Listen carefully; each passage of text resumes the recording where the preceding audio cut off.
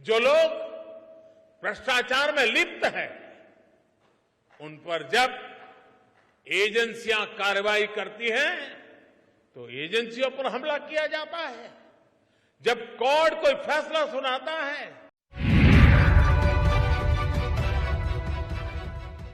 नमस्कार, इन खबर में आपका स्वागत है। सूरत की कोर्ट से कांग्रेस नेता राहुल गांधी को सजा, उसके बाद संसद की सदस्यता खत्म होने और बंगला खाली करने को मिले नोटिस के बाद कांग्रेस ने संसद से लेकर के सड़क तक कोहराम मचा रखा है। कार्यकर्ता जगह जगह धरना प्रदर्शन कर रहे हैं, सत्याग्रह किया जा रहा है, क्योंकि राहुल गांधी के साथ उनका मानना है कि जाति हो रही है और एक साजिश के तहत ये सब कुछ हो रहा है। अभी तक इस पे कांग्रेस बोल रही थी, बीजेपी के नेता बोल रहे थे, लेकिन पीएम मोदी ने सीधे रिएक्शन नहीं दिया था। आज मौका था दीनदयाल उपाध्याय स्थित बीजेपी मुख्यालय में जो विस्तार कार्य हुआ है उसके लोकार्पण का। पीएम मोदी पहुंचे थे वहां पे और उन्होंने पहली बार इस पे रिएक्शन दिया। क्या कहा, जरा देखिए इस वीडियो में। बुलंदी की तरफ जा रहा है तो इसके पीछे हमारी एक मजबूत नींव है। ये नींव हमारी संवैधानिक संस्थाओं की है, हमारे कॉन्स्टिट्यूशनल इंस्टीट्यूशंस की है। इसलिए आज भारत को रोकने के लिए हमारी इस नींव पर चोट की जा रही है। संवैधानिक संस्थाओं पर प्रहार किया जा रहा है, उन्हें बदनाम करने का अभियान छेड़ा जा रहा है।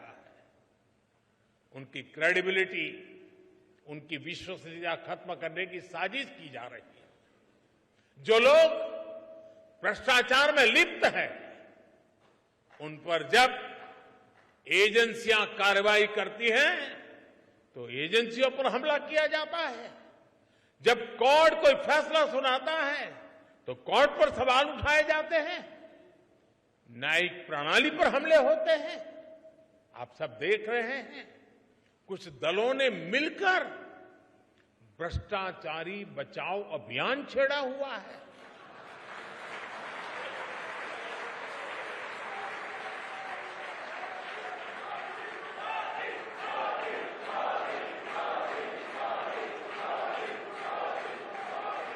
आज भ्रष्टाचार में लिप्त जितने भी चेहरे हैं वो सब एक साथ एक मंच पर आ रहे हैं। पूरा देश ये देख रहा है, देश समझ रहा है। साथियों, भ्रष्टाचार ने हमारे देश का बहुत नुकसान किया है। दिमक की तरह देश को खोखला किया है भ्रष्टाचार ने। सुना आपने, कह रहे हैं कि कोर्ट कोई फैसला देती है तो उस पर सवाल उठाए जाते हैं। सारे भ्रष्टाचारी एक हो गए हैं, पूरा विपक्ष एक साथ आ गया है। उनका क्या कसूर है? यही ना कि भ्रष्टाचार के खिलाफ कार्रवाई कर रहे हैं। उसके बाद वो बात करते हैं लोकतंत्र और उसकी मजबूत जड़ों की। कहते हैं कि कौन इन पे हमला कर रहा है, कौन संवैधानिक संस्थाओं पे हमला कर रहा है। तो पीएम मोदी ने विपक्ष को ही घेर लिया कि जो कोई इनके खिलाफ फैसला देगा उसी संवैधानिक संस्था पे टूट पड़ते हैं। और ये सारे जो निहित स्वार्थ वाले हैं वो एक साथ आ गए हैं। उन्होंने विपक्ष की किसी भी पार्टी को नहीं छोड़ा, नाम किसी का नहीं लिया, लेकिन तीर सब पर एक एक करके दागे। दरअसल पीएम मोदी और बीजेपी और इस सरकार पे आरोप ये लगते हैं कि वो संवैधानिक संस्थाओं का क्षरण कर रही है, दबाव में रखा है और संवैधानिक संस्थाएं अपने हिसाब से स्वतंत्र होकर के काम नहीं कर पा रही हैं।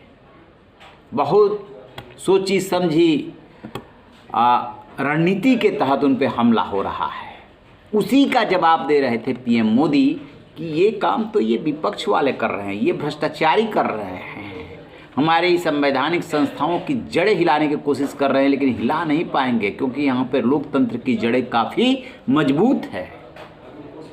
बता दें कि राहुल गांधी को लेकर के जो कुछ भी घटनाक्रम हुआ है उससे पहले वो लंदन गए थे, कैम्ब्रिज में थे, इसके अलावा इंडियन डायस्पोरा के मंच पे थे। उन्होंने जो कुछ भी बोला वहाँ पर भारतीय लोकतंत्र और बोलने की आज़ादी को लेकर के और उसमें अमेरिका व यूरोपीय देशों के हस्तक्षेप के बारे में कि हस्तक्षेप करे, क्या कर रहा है, मौन रह करके तमाशबीन बना हुआ है, उस पर हंगामा मचा था। संसद में राहुल गांधी से माफ़ी की मांग हो रही थी और इसी बीच आ गया सूरत कोर्ट का फैसला।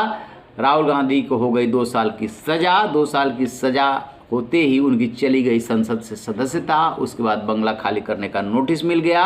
अब कांग्रेस और कांग्रेस के जो सबसे बड़े नेता इस समय बन के उभरे हैं, जो खास तौर से भारत जोड़ो यात्रा के बाद राहुल गांधी बुरी तरीके से घिर गए हैं, लिहाजा वो संसद से सड़क तक अपने हिसाब से विरोध कर रहे हैं। और इधर सरकार है कि जरा भी झुकने को तैयार नहीं। पीएम मोदी ने साफ साफ दे दिया है संदेश कि जो भी लोकतांत्रिक संस्थाएं हैं जिनकी वजह से हमारा लोकतंत्र मजबूत है, उस पर हम नहीं, हमला तो ये विपक्ष कर रहा है, क्योंकि इनमें से जो लोग बैठे हैं अधिकांश भ्रष्टाचारी हैं और एजेंसियां उनके खिलाफ कार्रवाई कर रही हैं, तो दर्द हो रहा है।